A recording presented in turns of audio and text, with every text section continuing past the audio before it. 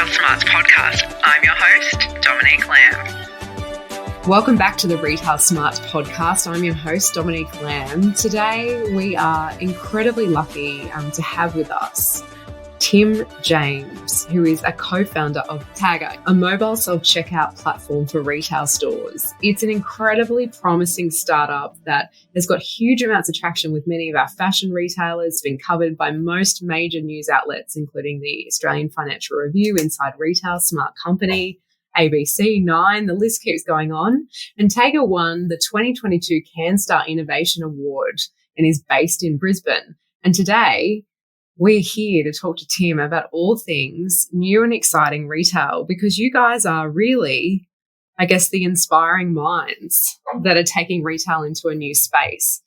Tell me, how did you start your brand? Oh, bit of a long story, but I'd say that probably most of it kicked off around the rise of coronavirus in 2020. I guess we were given an opportunity to grow and scale this business with the right timing. And look, I think timing is an important factor to scaling and running a startup. We kind of birthed the idea in November 2019, and then coronavirus gave us a kick up the butt to solve this problem where retailers are really suffering in the environment in a post-pandemic world. So, look, us starting TAGR was really about merging the physical and the digital and bringing to the market a more innovative solution to help retailers stand out from the crowd, combat hygienic practices and take everything more digital so they can get better data, more insights, and adhere to the rising demands of customers wanting to shop differently. Talk me through what that physically means. So if I'm a consumer that's never heard of you or a retailer that's never heard of you, explain to me what your product does. In essence, we're a mobile checkout, and it's a super simple term, but essentially means is we enable the functionality in store to put the checkout back in the customer's hands, and that means walking into a store, scanning barcodes, paying on your phone with your selected payment method, which there are a variety of them, and leaving. So we're a little bit different. Like this is not new technology. This is something that's been done. You'll probably see this with retailers like Woolworths with their Scan and Go app. You've got Bunnings with their Trade app. In the US, there's a couple like Walmart and whatnot. But the problem is within the industry, most of the apps are privatized towards the independent business, which means as a consumer, you have to download 5 different applications to shop at 5 different places. And I guess, among that and many other challenges, we saw the opportunity to create this mobile checkout that allowed any retailer to plug into it through their point of sale system, and any customer to be able to get the same familiar experience from store to store without having to download an app. So it's important to note that, our solution is a completely web-based solution, no download, no login, no sign up. It really is about streamlined customer experience. And this is huge, as you said, like during the pandemic, we were getting feedback from, both consumers and government and, retailers about the fact that, people just didn't want to come into too much contact with somebody. And aside from that, for such a long period of time, and much of what we spend so much time talking about on this show is this concept of frictionless. But you've, in effect, put that back into the consumer's hands where they can bring their own bag, they can scan their own product, they can pay with whatever form of payment they want. And then, they can simply leave the store. I mean, that's an incredible, innovation, whether it's always been around, but the fact that it's so universal and something that everyone can plug into is really exciting. How's it been received, within the retail space in Australia? Absolutely. Look, in the market, it's been received fantastically. We've gone through a period of, I guess, call it beta, where we were in kind of 10 months of testing and improving.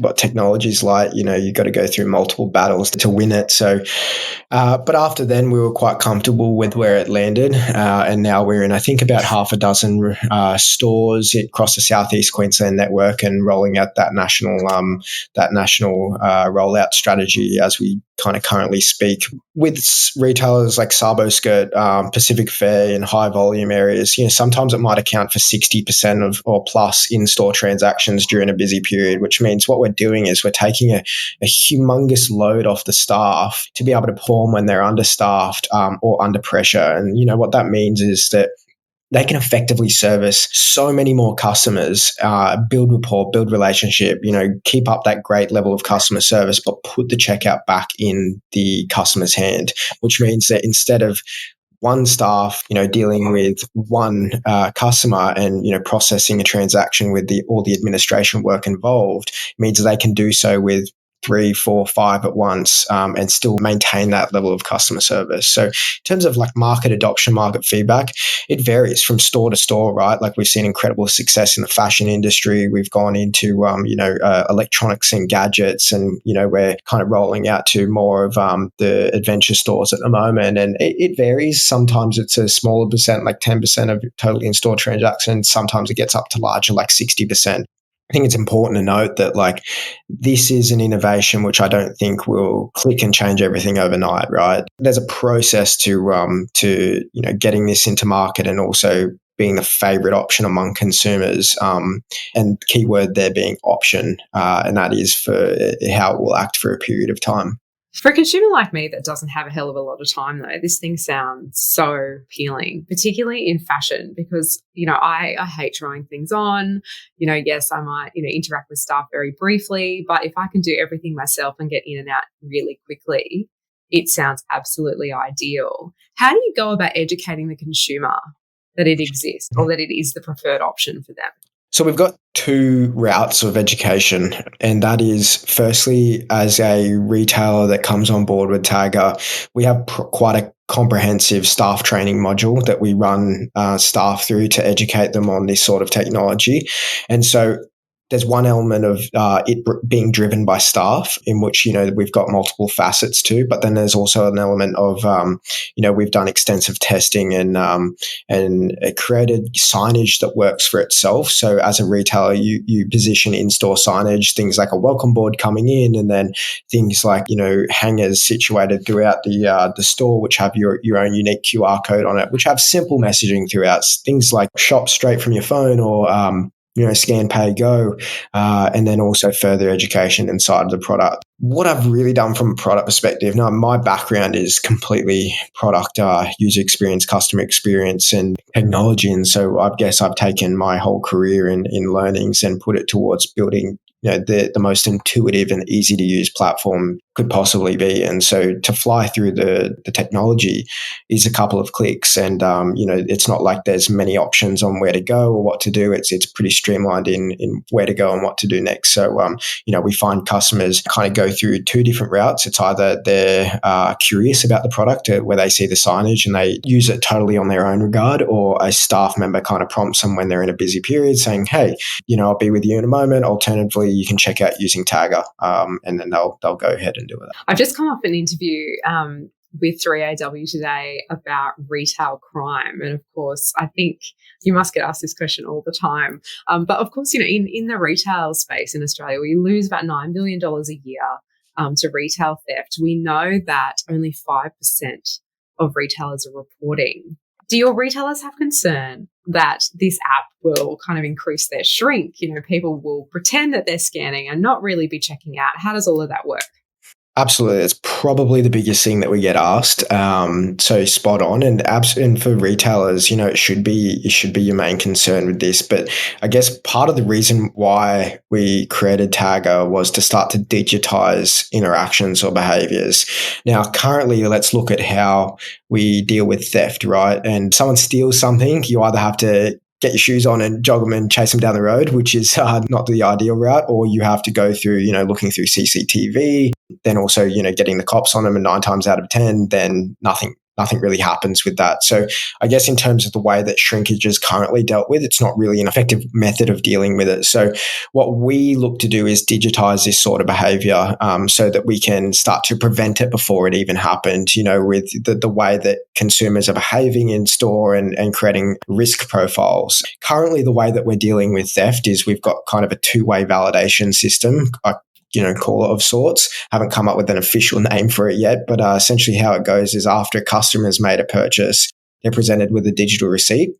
Now, a digital receipt has a QR code on it, which can only be scanned by a staff member that is either on the floor or on the door inside of the store. They have to have their own kind of unique login for that. and then that can be kind of validated that you know, you can see the date, the time, you know, who the customer was, products that they bought, and the number of items and so forth. So we don't push it as a requirement. It's more of an optional step. However, what we found is 99% of retailers and 99% of transactions that go through do actually use it, because it's kind of that extra point of contact to go, okay, that transaction was all good. We can see all the details here.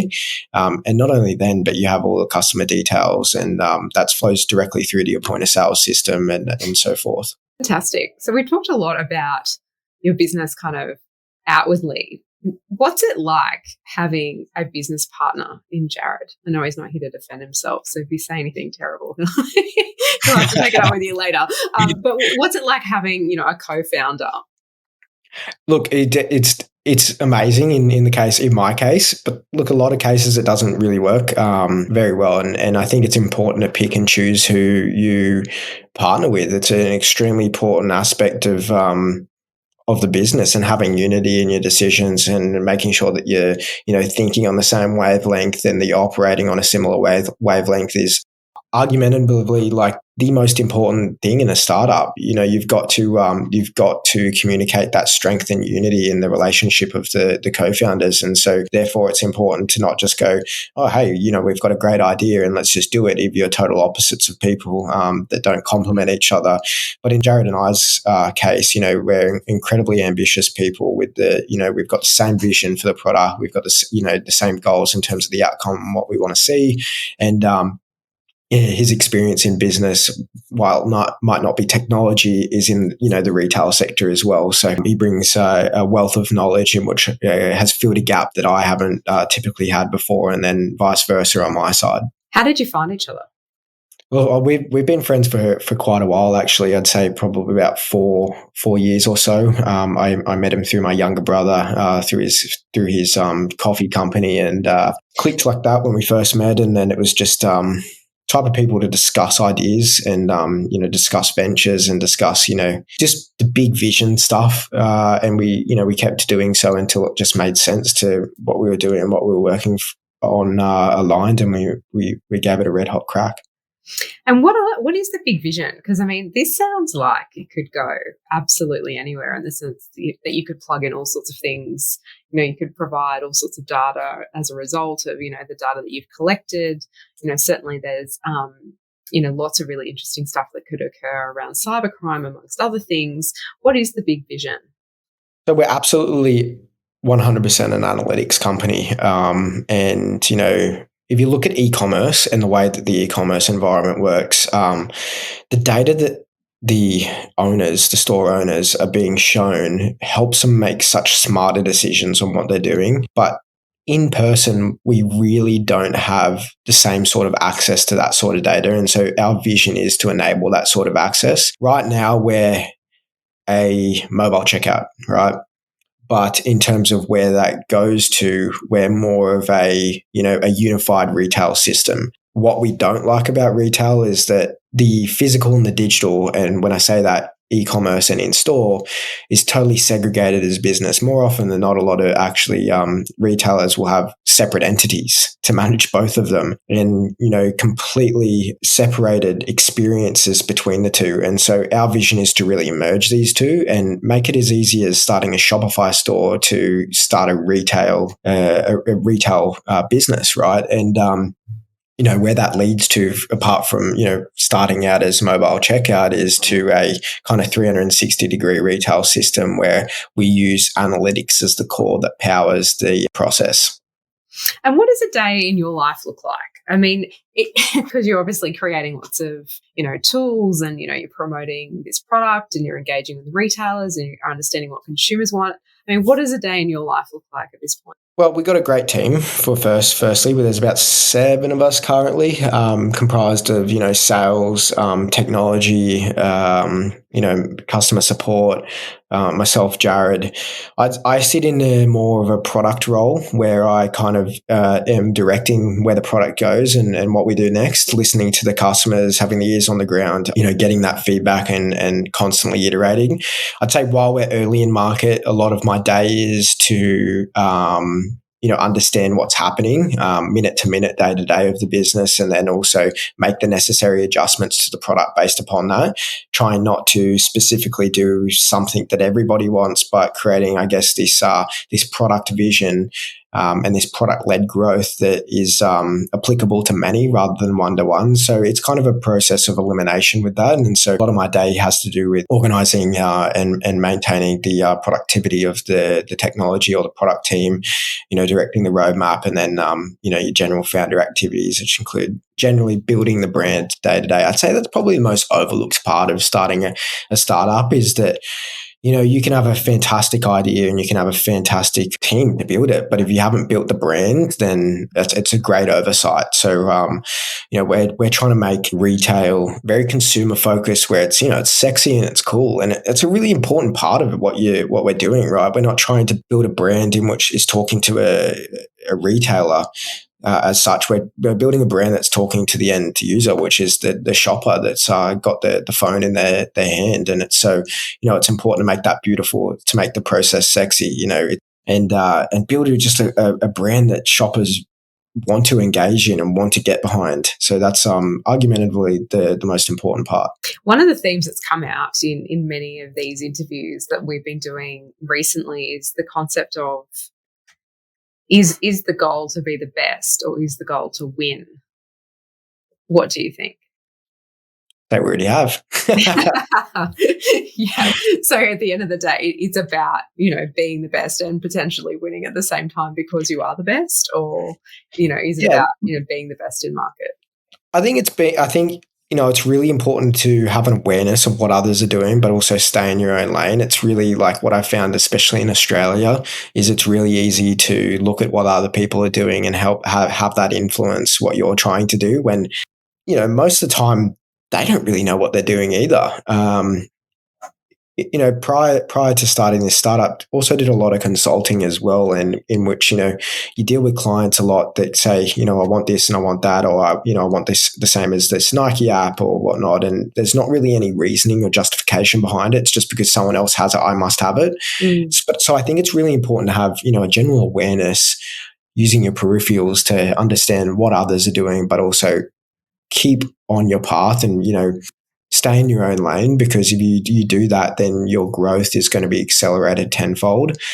I think, in our case, I don't know if I'm biased or Jared and I are biased, but I genuinely believe that we've got the best solution out there, and that we can build the best product, better than anyone else. And so, stay true to that, stay in your own lane, keep going. And I think it's you'll get there.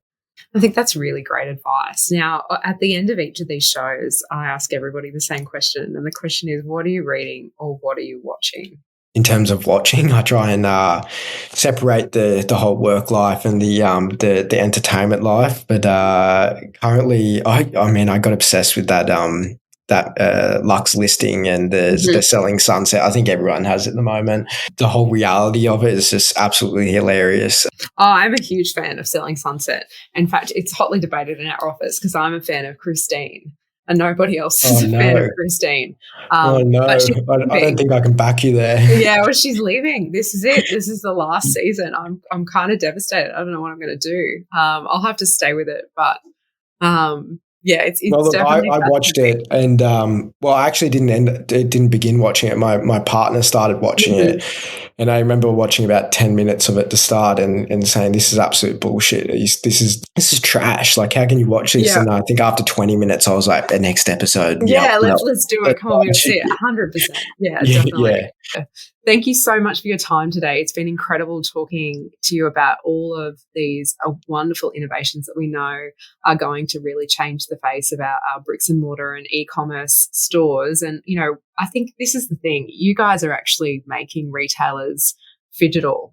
We talk about this all the time with the physical and digital. And when I first started 7 years ago, it was absolutely physical versus digital. And to hear you say some of that is still there really resonates with me, and I'm just so glad to hear about businesses like yours that are really changing that for the industry, because we've got to keep moving forward. So thank you so much for your time, and we can't wait to catch up with you and see what else you have in store for TAGR.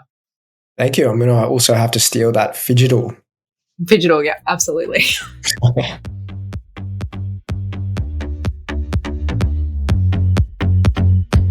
go anywhere. Welcome to the Retail Research Roundup. Welcome to the Retail Research Roundup. I am pleased to be joined by Dr Jason Pallant from Swinburne University. He's going to be giving us a deep dive on amazing retail research that has dropped from various sources around the country. Dr. Jason, what have you got for us this week? I am so excited to be here, Bec. Thank you for having me on the show and for this segment. I think it's going to be interesting and valuable. So the idea of this segment is I'm going to pick a few new academic articles and some research, try and summarize them in enough detail to sort of highlight how they might be helpful or interesting to practitioners without obviously giving away all the secret sauce from other people's research, but, sort of give a bit of a showcase of all the research that is out there. So for this first one, I thought, look, I'm going to challenge myself. If I'm going to say that there's all this research that could be really practically relevant, I'm going to pick an actual company and find some research that could be relevant to them. I thought, who better than the recent guests on the Retail Smarts podcast, Designerex, with Kirsten and Costa. I was listening to that interview and I was like, okay, I can see some really interesting discussions here and some ways that I think some research could build on, what they're doing and what they were talking about in that interview. How does that sound? That sounds great. The more information that our retailers can get, the better. I'm really excited about it. Like, I am passionate about this idea of academic research helping empower practitioners. That's why I'm in this role here at Swinburne and CXI. So let's dive into it, all right? So I've picked 3 articles and I'm going to try and summarize them in a couple of minutes each, what they did, why it matters, and then how it could be useful, particularly for an online fashion retail firm like Designerex.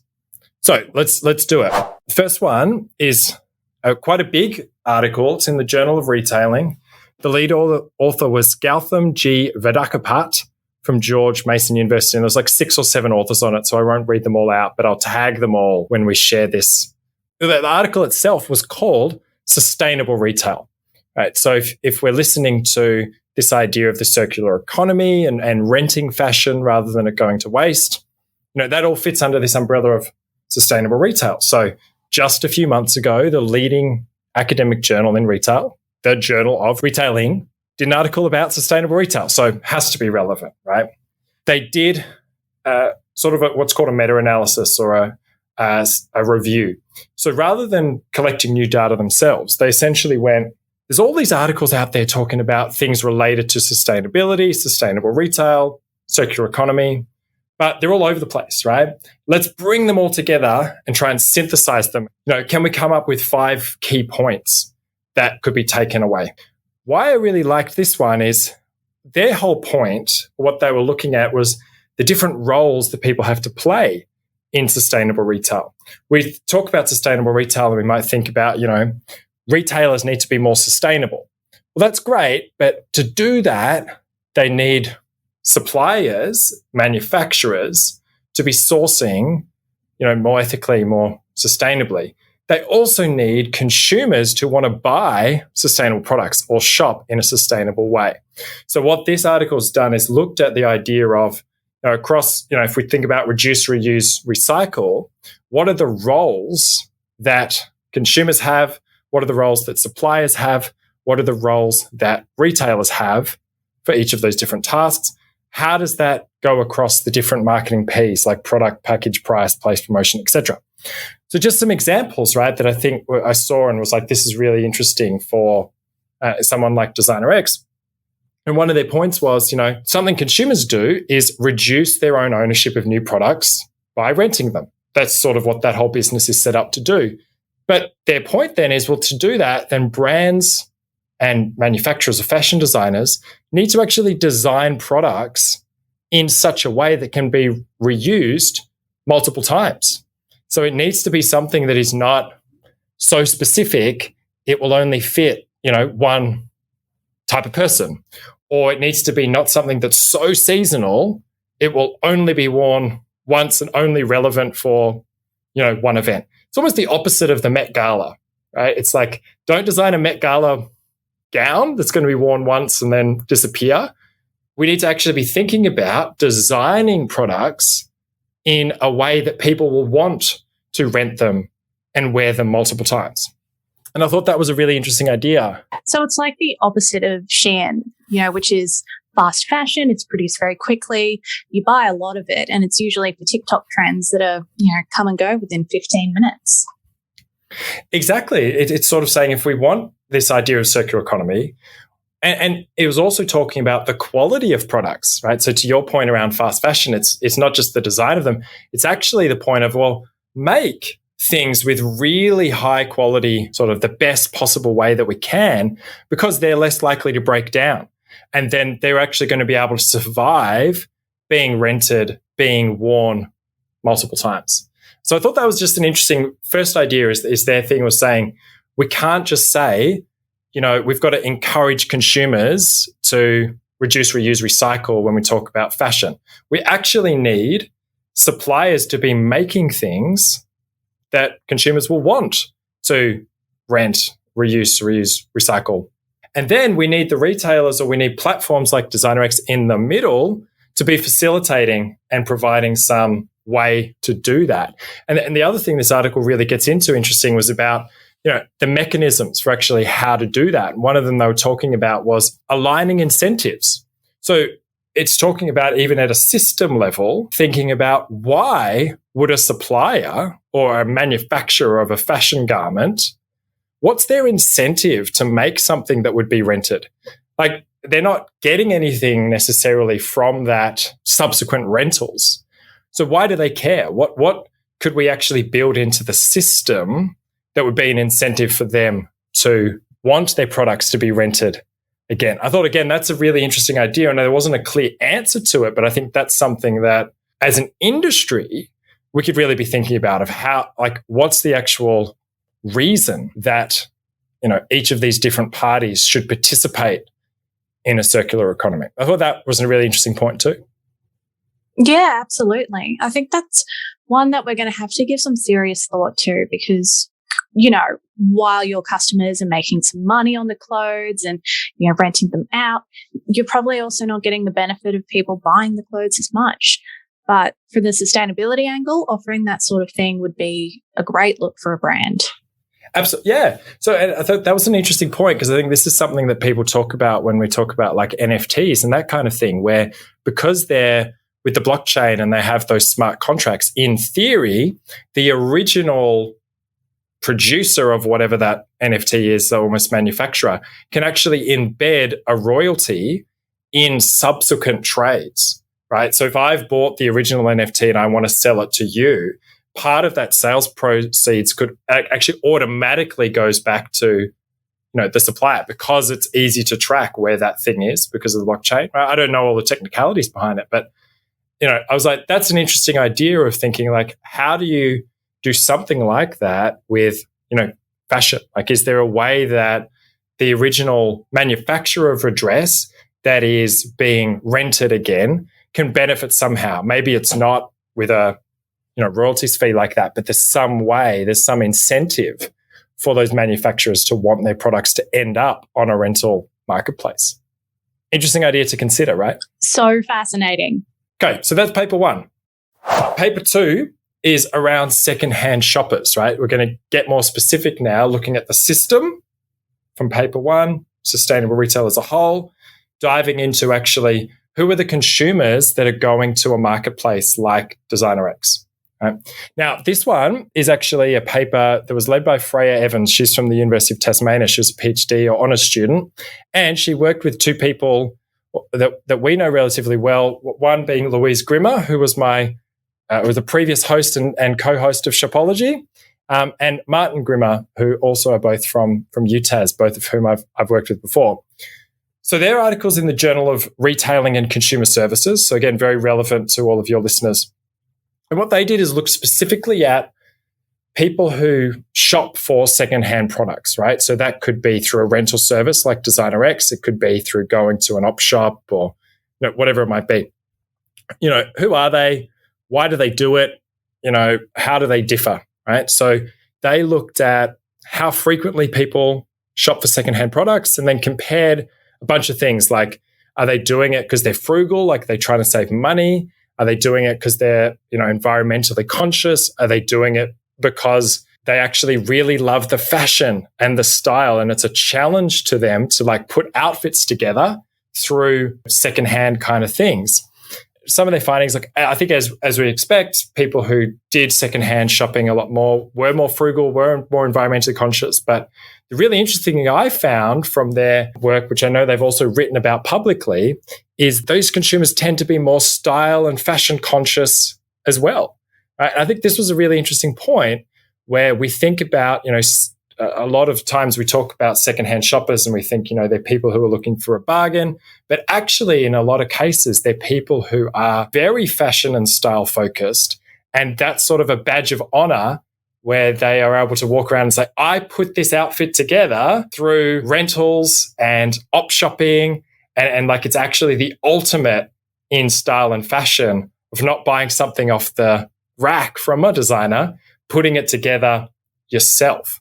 I thought that was a quite interesting point around who these people are and why somebody might be going to a marketplace like Designerex. Yeah, that is a massive trend we're seeing with consumers. Like we will see, this younger demographic who are actually going op shopping. They will get items that, are particularly on trend at the moment, but they'll tailor them, they'll, make them bespoke and really fashionable items. It's a great new demographic.